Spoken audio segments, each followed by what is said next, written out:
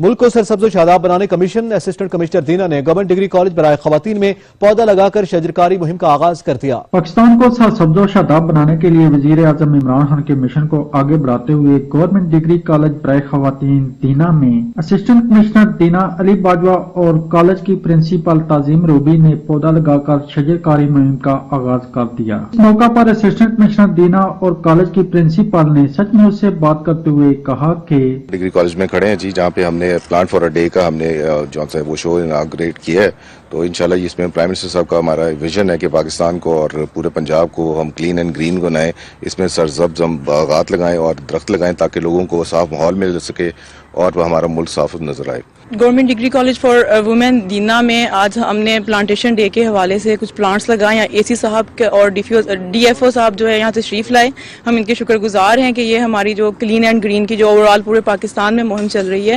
ہم اس میں جو ہے جو ہماری کمپین آلریڈی لانچ ہو چکی ہے اور ہم اس حوالے سے بچیوں کو بھی اویئرنیس سیشن جو ہے وہ ہم نے دیے ہیں، اور اس کے علاوہ ہم پلانٹس جو ہیں وہ اپنے پورے کالج کو جو ہے کلین اینڈ گرین کے حوالے سے بہت سے کمپٹیشن، ہمارا ایک انٹر کالجیٹ کمپٹیشن بھی منعقد کیا گیا ہے۔ ڈی سی صاحب نے باقاعدہ انسٹرکشنز یہ دی ہیں سارے کالجز کو کہ آپ بھی اپنے بچوں کو بھی اس میں انوالو کریں، اور ٹیچرز، بچے اور سب پرنسپلز جو ہیں ہم اس میں بڑھ چڑھ کے حصہ لے رہے ہیں۔ جبکہ sub division forest officer Ahmad Imtiaz کا کہنا تھا ہم دینا میں فری آف کاسٹ پودے بہت لوگوں کو پرووائڈ کریں گے، پلس ہم نے یہاں گورنمنٹ ڈگری کالج میں